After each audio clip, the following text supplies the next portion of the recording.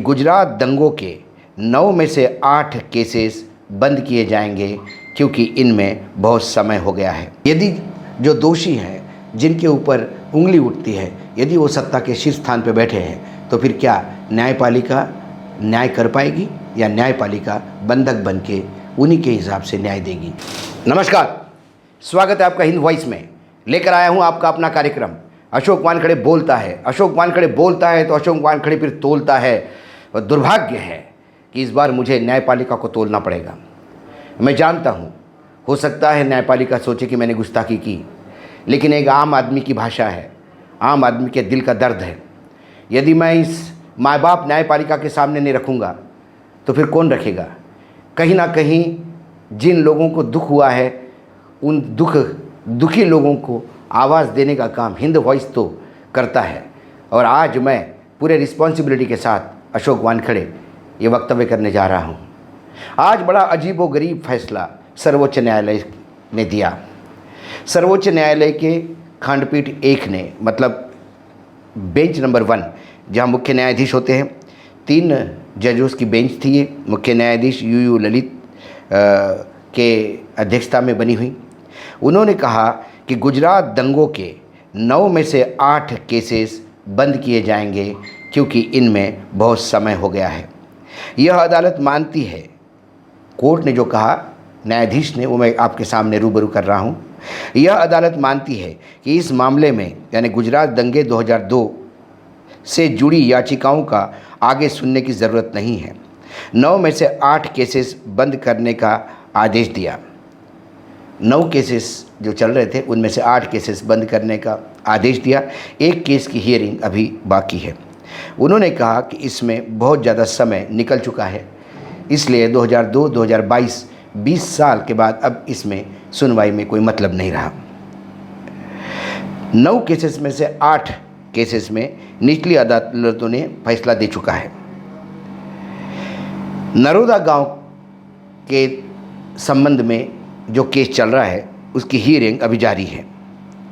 दंगा पीड़ितों की ओर से नेशनल ह्यूमन राइट्स कमीशन और एनजीओ है citizen for justice and peace की याचिकाओं पे सुनते हुए मुख्य न्यायाधीश यू ललित ने उक्त आदेश दिया। अब हुआ क्या था? 2002 में नरेंद्र मोदी की सरकार थी, बीजेपी की सरकार थी। पहली बार मुख्यमंत्री बने थे नरेंद्र मोदी। 27 फरवरी 2002 को गोधरा रेलवे स्टेशन पे साबरमती एक्सप्रेस रुकती है और उसमें 5-6 डब्बों में आग लग जाती है या लगाई जाती है। उसमें 59 लोग मरते हैं और ये मरने वाले कार सेवक थे। उसके बाद पूरे गुजरात में दंगे शुरू होते हैं और उस दंगों में 1044 लोग मारे गए, ऐसा सरकारी आंकड़ा बताता है। उनमें से 790 मुसलमान थे और 254 हिंदू थे। ये आंकड़े सरकारी हैं। अब मैं आपको ले चलता हूँ उन 9 केसेस की तरफ, क्योंकि बहुत दिन हो गए। सही बात कह रहे हैं जस्टिस साहब भी, 20 साल हो गए। तो आज की पीढ़ी को शायद इस मामले में मालूम नहीं। वो जो 9 केसेस है, जिसमें से 8 केसेस बंद करने के लिए बोला है, उनमें से एक है नरोदा पाटिया केस। 20 फरवरी 2002 को वहाँ दंगों में 97 लोग मर गए, 97। 32 लोग दोषी पाए गए और 29 लोग बरी किए गए। सरदारपुरा 1 मार्च 2002 को 33 लोग मारे गए, 17 दोषी पाए गए, 14 बरी हो गए। नरोदा गांव जो केस अभी चल रहा है, वो 28 फरवरी 2002 का केस है। उस दिन एक आदमी मारा गया, 82 आरोपी उसमें हैं और अभी सुनवाई जारी है। गुलबर्गा सोसाइटी, ये 28 फरवरी 2002 का केस है। उनमें 69 लोग मारे गए, 24 दोषी पाए गए, 36 लोग बरी हो गए। गोधरा 27/2/2002, जिस दिन ये शुरू हुआ, 59 मारे गए, 35 लोग दोषी करार हुए। ओड़े गांव 6वां केस जो है, वो 1 मार्च 2002 का है। 3 लोग मारे गए, 9 लोग दोषी पाए गए, 32 बरी हुए। दीपड़ा दरवाज़ा 28 फरवरी 2002 का केस है। इसमें 11 लोग मारे गए, 22 लोग दोषी पा गए, 61 लोग बरी हुए। बल्किस बानो 3 मार्च 2002, 7 लोग मरे, 11 दोषी पाए गए। इन दोषियों को अभी हाल ही में 15 अगस्त के दिन छोड़ दिया गया। बेस्ट बेकरी केस 1 मार्च 2002 का है। 14 लोग मारे गए हैं, 4 दोषी पाए गए हैं, 5 बरी हुए हैं। ये 9 केसेस है, इसमें एक केस अभी वर्तमान में चल रहा है। सर्वोच्च न्यायालय का ये कहना कि अब इसमें बहुत समय निकल चुका है और अब ये केसेस सुनने में कोई मतलब नहीं है। सर्वोच्च न्यायालय ये बताए कि इतना विलंब क्यों लगा है। यदि निचले अदालतों में फैसला हो गया तो क्या ये फैसले को ऊपर की कोर्ट में अपील नहीं किया जा सकता? यदि जांच एजेंसियों के तरफ से कुछ गड़बड़ी हुई है, क्योंकि जो याचिकाएं जो अभी सुप्रीम कोर्ट के सर्वोच्च न्यायालय के सामने थी वो ये कह रही थी कि सीबीआई से फ्रेश जांच करवाई जाए, क्योंकि दंगे हुए गुजरात में एसटीसी सुप्रीम कोर्ट ने बनाई, उसमें से बाहर के ऑफिसर भी थे, लेकिन गुजरात के अधिकारियों ने जितना कोऑपरेशन किया और जिस हिसाब से ये केस गया उस हिसाब से ये बात तो तय है कि कहीं ना कहीं इसमें गड़बड़ हुई है। न्याय जो आरोपी है उनमें से कई लोग छूट गए हैं, बरी हुए हैं। कई लोगों का ये कहना है कि जो इसमें दोषी थे उनका ऊपर वाकई सही मायने में जो पकड़े गए हैं वो लोग नहीं हैं। जो दोषी थे, जो दोषी हुए, उनमें जो बरी हुए उनको फिर से लाया जा सकता है। जैसा बिल्किस बानो मामले में जिन लोगों को 14 साल की जेल होने के बाद आजीवन कारावास हुआ था, 14 साल की जेल के बाद अच्छे चाल चलन के चक्कर में 11 लोगों को छोड़ा गया। उसके बाद उनका स्वागत और मिठाइयाँ बटी, कहीं ना कहीं उनको भी हिंदू मुसलमान का एक रंग दिया गया। उससे वो भी याचिका सर्वोच्च न्यायालय में है कि इनको फिर से वापस जेल में डाला दिया जाए। ऐसे कई मामले हैं जिसमें सुनवाई अभी होना ज़रूरी है। ये समझ के परे हैं कि सर्वोच्च न्यायालय कहे कि इसमें बहुत देरी हो गई, अब इसका कोई मतलब नहीं है। तो देरी क्यों हुई? क्या न्यायपालिका कभी अपने गिरेबान में झाँक के देखें? तारीख पे तारीख मिलती रहती हैं। महाराष्ट्र में संवैधानिक संकट आया और जब 11 दिन का समय दिया गया हॉलिडे बेंच ने, तब उनको ये कहा गया था कि यदि सरकार इसके बीच में कोई सरकार बनने का प्रयास करता है तो आप सर्वोच्च न्यायालय आ सकते हैं।